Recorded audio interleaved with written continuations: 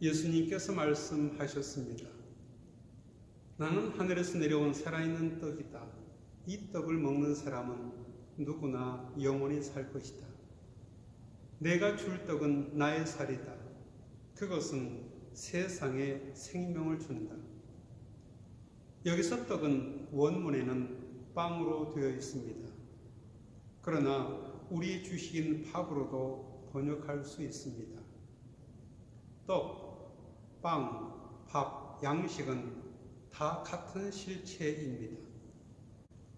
예수님은 하늘과 밥과 자신을 연결시키고 계십니다. 그러자 유대 사람들은 자기들끼리 논쟁하기 시작했습니다. 이 사람이 어떻게 자기 살을 우리에게 주어 먹게 한단 말인가? 단순한 질문이 아닙니다. 격렬한 논쟁이 벌어지고 있습니다.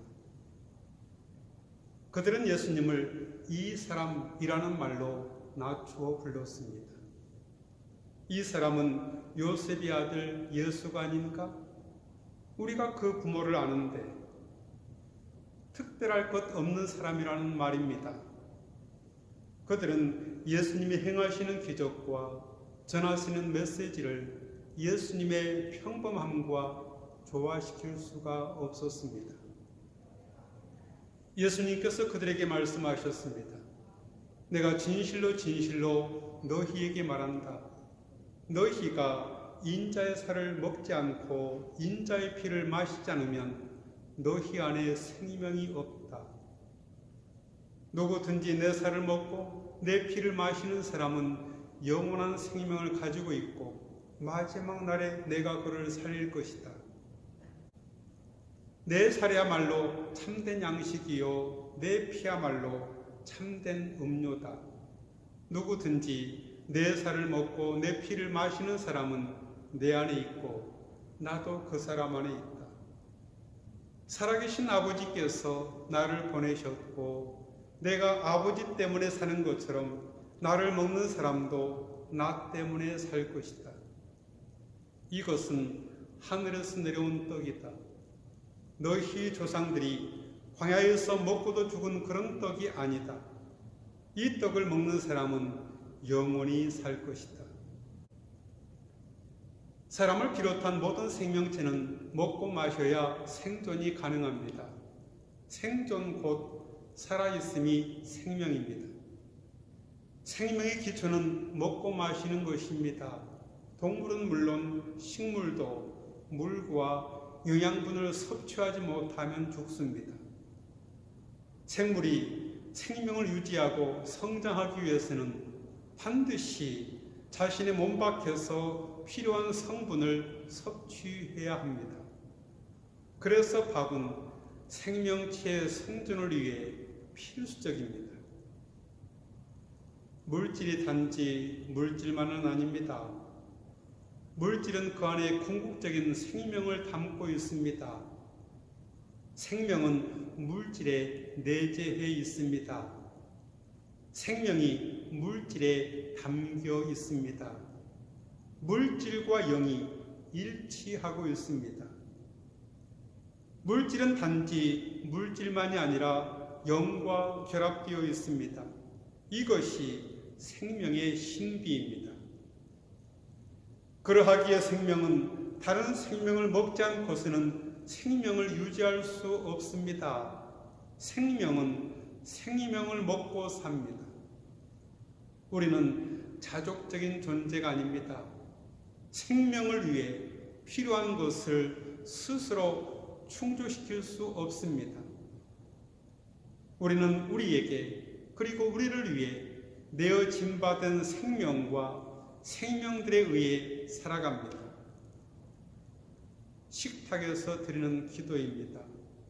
아버지, 저의 생명을 위해서 희생된 생명들을 보십시오. 이 식탁에 오르기 위해 아버지께서 허락하신 생명의 길이를 다 채우지 못했을 이 생명들, 그들에게 경의와 감사의 마음을 가지게 하소서. 그 희생에 대한 감사와 존경의 표시로서 이 음식들을 정성스럽게 먹게 하시고 섭취된 그 생명들로서 제 생명을 강건케 주소서. 저를 위해 희생된 그 많은 생명들을 기억하고 저 또한 제 생명을 나누게 하소서. 생명은 죽음으로서만 나누어 줄 수 있는 것이 아님을 깨닫고 살아서부터 생명을 나누게 하소서. 이로써 생명을 주신 아버지께 감사할 수 있고 이로써 저를 위해 희생당한 생명들에게 보답할 수 있기 때문입니다. 아멘. 식사를 통해 우리는 다른 생명이 살아갈 수 있도록 또 다른 생명에 들어지는 희생적인 삶의 요소에 동참하고 또 그것을 실천합니다. 그러하기에 밥은 거룩합니다. 밥이 거룩한 이유는 그것이 신성 불가침의 생명의 신비와 매우 밀접하게 연결되어 있기 때문입니다. 생명은 밥보다 중요합니다. 그러나 어느 순간에도 밥 없이는 생명이 지탱될 수 없습니다. 그래서 밥은 하나님의 그의 백성을 양육하고 보호하시는 은총과 사랑의 원형적인 표징이 되었습니다. 밥은 굶주림과 죽음의 악마를 추방하기 위해 사용되기도 했습니다. 그런데 그리스도인들에게 있어서 밥은 그보다 더 귀한 존재입니다. 왜냐하면 밥은 우리를 영원한 생명으로 구원하시는 예수님의 심오한 상징이기 때문입니다. 예수님이 주시는 떡은 곧 세상의 생명을 위한 예수님의 살입니다. 그 예수님은 자신을 우리에게 생명의 떡으로 내어주셨습니다. 예수님의 생명은 이 세상의 구원을 위해 역사 속에 들어오셨습니다. 그리고 이 세상의 죄를 가져가기 위해 희생되셨습니다.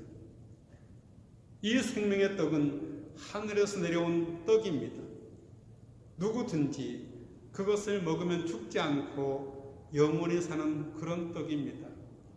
그래서 떡은 성례전의 떡이라는 의미가 담겨 있습니다.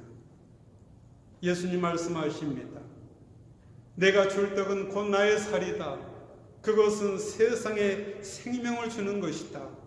내 살을 먹고 내 피를 마시는 사람에게는 영원한 생명이 있을 것이요 내가 그를 마지막 날에 다시 살릴 것이다.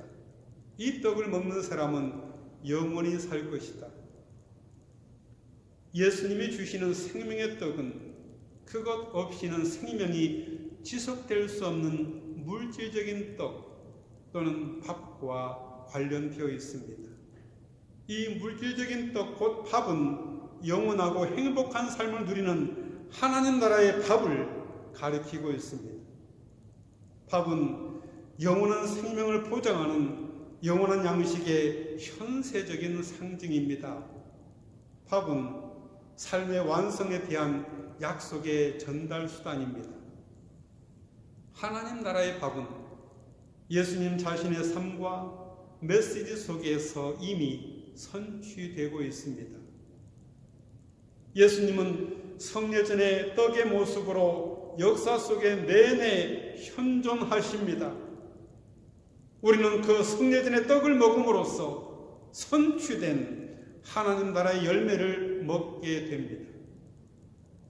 그래서 이 떡은 우리의 생명을 기르고 우리가 부활하여 영원한 행복을 경험하도록 할 것입니다.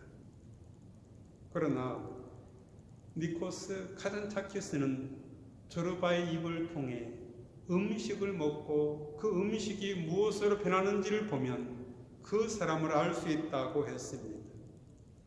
누에는 뽕잎을 먹고 기단을 토해냅니다. 양은 풀을 먹고 우유를 냅니다. 우리에게는 우리 모두가 속해 있는 한 아버지가 계십니다. 그분은 하늘에 계신 우리의 아버지이십니다. 우리는 모두 그분의 자녀들입니다. 따라서 우리는 모두 형제 자매들입니다. 먹고 마신다는 것은 단순히 필요한 영양을 충족시키는 것 이상을 의미합니다. 그것은 공동체적인 행동이요, 친교의 의식입니다. 그런데 만일 남들의 비참한 상황을 보면서 나만 먹는다면 그 먹는 행위는 즐겁거나 온전히 인간적인 행동일 수 없습니다. 먹다 남은 찬밥 덩어리를 기다리고 있는 밥상 밑에 나사로 앞에서 먹는다는 것이 무슨 의미가 있을까요? 음식을 먹고 그 음식이 무엇으로 변하는지를 보면 그 사람을 알 수 있다고 했습니다. 먹히는 것은 자기의 소멸을 의미하지만 그것은 새로운 생명으로 변형이 됩니다. 예수님의 살과 피를 먹고 마신 우리는 지금 무엇을 만들어내고 있나요? 같이 기도하겠습니다. 나의 생명 예수여, 저는 당신을 삼켜 제 속에 나는 당신이 되게 하소서. 그래서 저의 속에 나는 없고 예수만 충만하여 저의 뜻이 주님의 뜻과 하나가 되게 하소서. 나의 사랑 예수여, 저로 하여금 당신에게 삼켜지게 하소서. 그래서 저는 당신 속에 영원히 감추이고 주님만이 저를 통하여 밝히 드러남으로써 저의 행동이 주님의 뜻을 이루게 하옵소서. 예수님의 이름으로 기도하옵나이다. 아멘.